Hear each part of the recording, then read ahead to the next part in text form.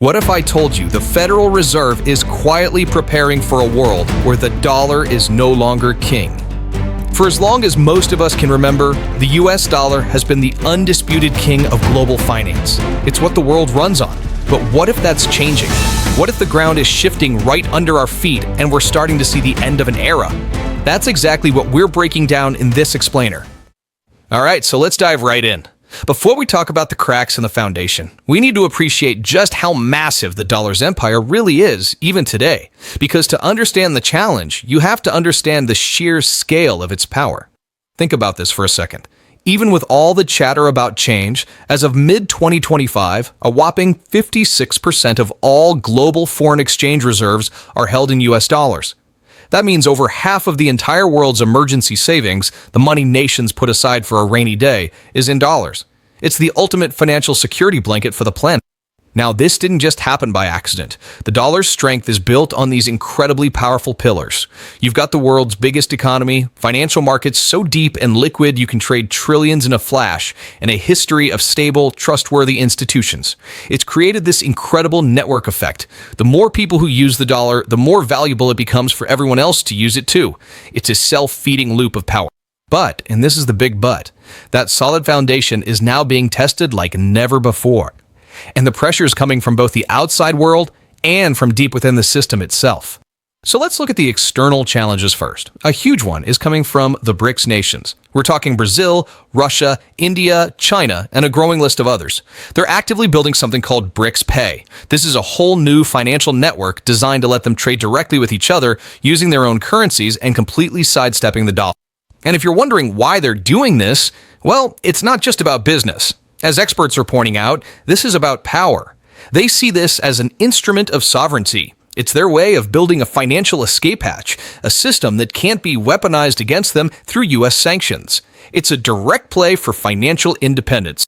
At the very same time, a massive internal challenge is building up. Projections show that by the end of 2026, the U.S. national debt is on track to blow past $40 trillion. An IOU of that size makes global investors, well, a little nervous. It forces them to ask really tough questions about the long-term value of the dollar they're holding.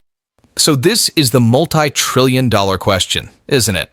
You've got these challenges from the outside, and you've got these massive pressures from the inside. Where does all that uncertainty push global money and power? It's a huge moment. And hey, if you want to keep getting clear, no-nonsense explainers on these big world-changing topics, do me a favor and hit that subscribe button. It really helps. So with all this instability in the air, where's the smart money flowing? Well, the first major response we're seeing is a pivot back to something ancient, something timeless, a flight to safety in mankind's oldest and most trusted store of value, good old gold. And this isn't some fringe movement. We're talking about heavy hitters like JP Morgan, watching central banks around the world snapping up gold to diversify their reserves. They're forecasting all this buying could drive the price of gold towards $5,000 an ounce by the end of 2026. That is a massive vote of no confidence in the status quo. But here's where it gets really fascinating. It's not just about the world's oldest asset. At the very same time, a brand new, purely digital challenger is entering the arena and being discussed at the highest levels of finance.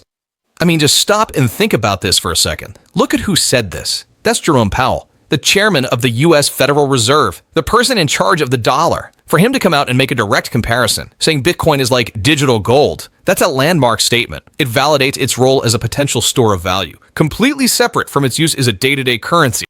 And this chart really shows you why that comparison makes so much sense.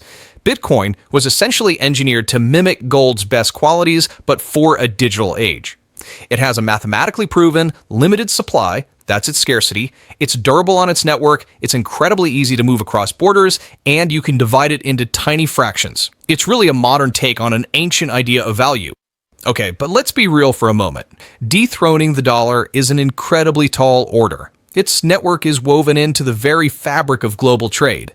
Any BRICS system has huge hurdles to overcome, like getting countries with very different economies to agree on policy. And for Bitcoin, its wild price swings and the looming questions about regulation are still major roadblocks for big conservative institutions. So look, this is not about the dollar collapsing tomorrow. That's not the story. The real story is the undeniable trend. We are moving away from a world with one financial superpower to a multipolar world. a world with a much more diverse mix of currencies and assets holding power. I think this analysis from the firm Raymond James just nails it. We're in the middle of a profound transformation. The old roles are breaking down, and a new world order is emerging in real time.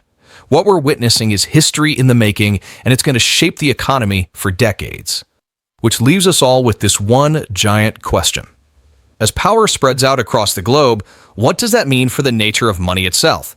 In this new era, what will be the ultimate store of value? It's a future that's still unwritten. I'd love to know what you think down in the comments. And of course, if you want to keep making sense of these big shifts, make sure you're subscribed for our next Explain.